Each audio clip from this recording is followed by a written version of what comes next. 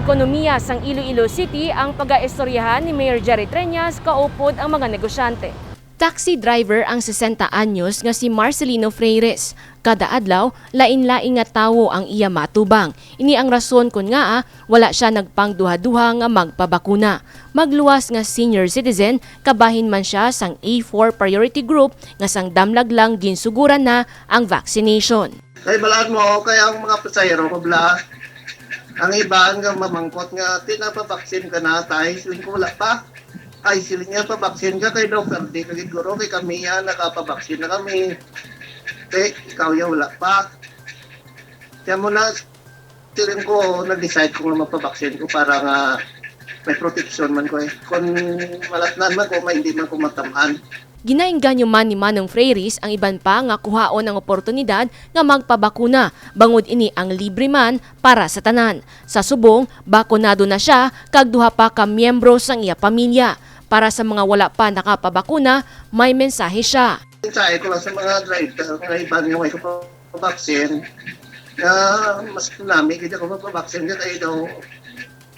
May laban ka man sa imo ko galingon nga para may proteksyon kabla. Pero hindi lang magkadlo kay wala man sakit Daw pareho lang na inom ka lang sang whiskey nga isa ka tagay. Matiyagan mo naglingin-lingin na pero okay lang. Relax lang. Para kay Mayor Jerry Treñas, iyagin buksan na ang vaccination para sa essential sector bilang proteksyon kag pagpanghanda man sa liwat ka pagbangon sang ekonomiya sang Iloilo City. Sini nga semana natala na man makigsapul ang alkalde sa mga lideres sang negosyante agud planuhan ang pagbuhi sang negosyo sa syudad.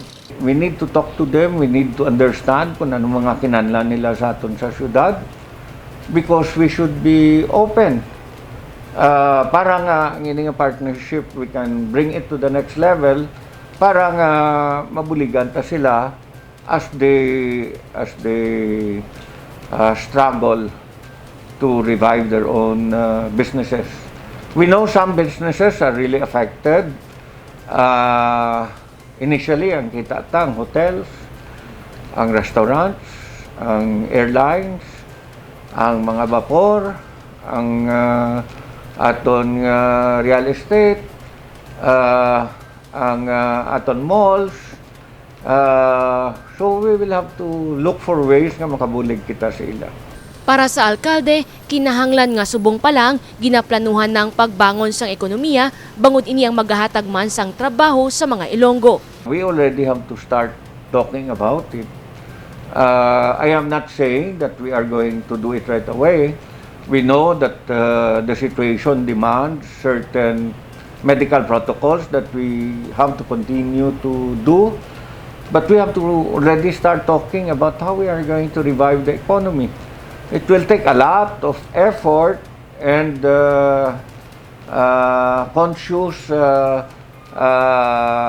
resources for us to do in order that we can revive the economy. Tanan ni parang mahatagan ta trabahong mga ilonggo, makaubra sila, kag may anak man sila madala sa ila balay, nga mahabulig sa ila ikaon. You know, ang aton unemployment na naogid, nga dako, we all know that, no? But government has to start it. We have to pour in funds to our public works, construction, so that work will be available to as many as we can get nga mahatagan trabaho. Sa subong, nagapadayon ng construction projects ang Iloilo City Government pareho sang pagpatahom sa mga public plaza. Magasugod naman ang renovation sa mga public market kag pagtukod sang parking kag legislative building. Pinaagi sini, mahatagan sang trabaho ang mga yara sa sektor sang konstruksyon. Jennifer Garcia Hernandez para sa Level Up Patrol. Tiglawas ang syudad sa missearthphilippines 2021 nagpakigbahin sa cleanup drive, disinfection kag feeding program sang barangay Nabitasanlapaz. Ginkalipay ni Miss Earth Philippines 2021 Iloilo City Representative Rosel Angela Songano nga magpakigbahin sa community cleanup drive, disinfection kag feeding program sang barangay Nabitasanlapaz. Para kay Rosel, ang iningasay sa aktibidad naghatag sa iya sang kaygayunan nga maubra ang iya advokasya nga magproteher kag magamlig sa dunang manggad. Isang makalikasang araw sa inyong lahat. First of all, I want to express my heartfelt gratitude to everyone here. No words can really explain how thankful I am right now because Nabitasan Elementary School and the whole Nabitasan community has a vision that is aligned with my causes as well. I am so thankful because in the midst of this pandemic, we have all come together to not only care for one another but for our environment as well. Gindayaw man ni Rosel ang barangay officials kag pumuluyo sang Nabitasanlapaz sa padayon nga pagpatigayon sa mga proyekto nga nagasentro sa katinlo kag katahom sang palibot. Thank you so much for caring for our environment and for having a heart for our environment. Again, I am very thankful and no words can really explain how overwhelmed I am right now. The pleasure is all mine. Thank you so much. Kagpadayan gid kita tanan. Bato, Iloilo.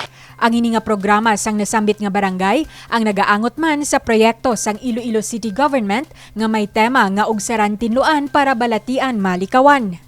As of the moment, grabe gid ang pag-spread sang virus, kadasi gid sang pag-spread sing virus. So kinahanglan gid naton nga ma-maintain ang cleanliness sing aton nga ugsaran sa sulod sing balay kag sa bilog nga komunidad. Ginpasalamatan man ni Kagawad Punsaran ang presensya ni Miss Earth Philippines 2021 Iloilo Representative Rosel Angela Songano sa sining nga aktibidad.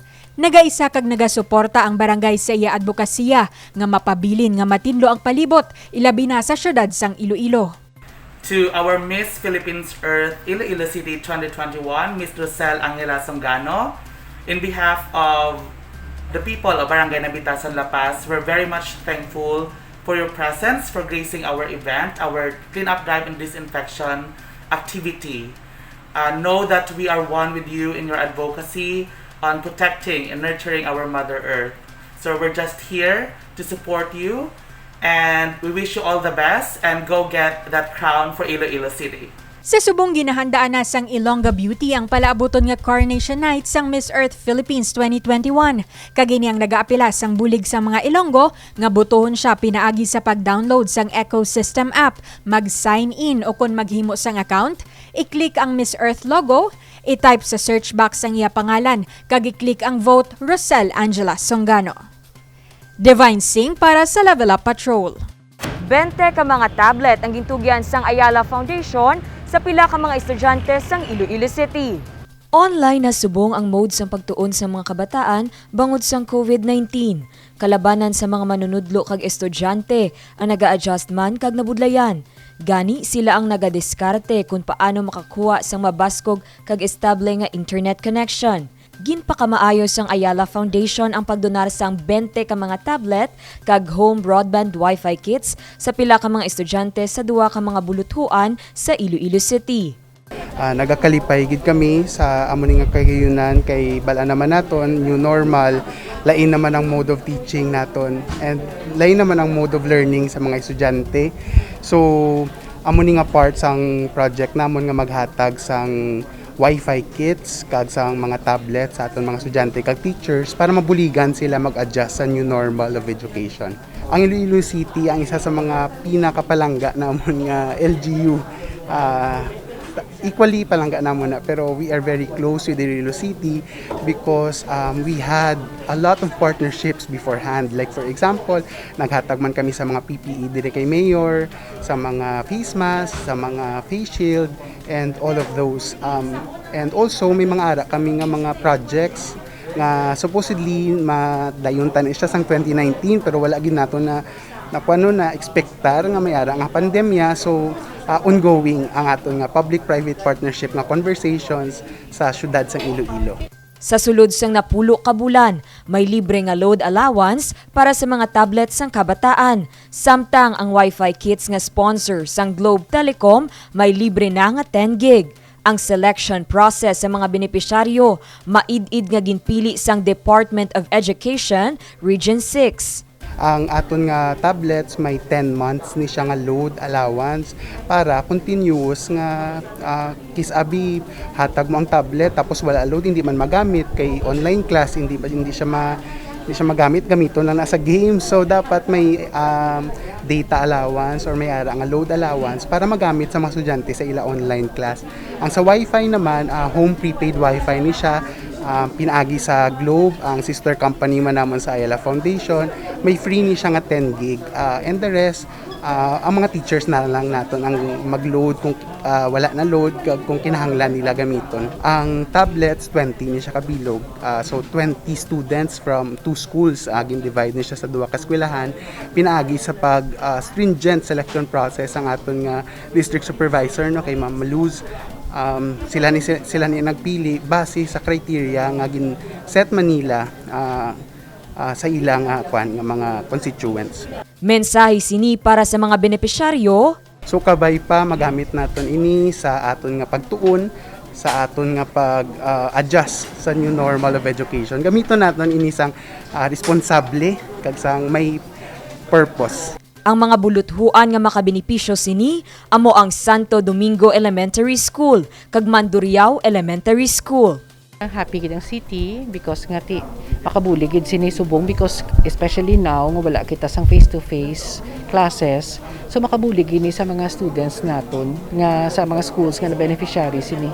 Kaya aside from the iPad, may libre pa nga load na 200 na sa Globe Wi-Fi. Gin-select ni sang aton nga city school superintendent, duha ka schools ang Santo Domingo Elementary School kag Mandurriao Elementary Schools. Kalipay naman ang nabatsyagan sang alkalde sa siningabuli gikan sa Ayala Foundation.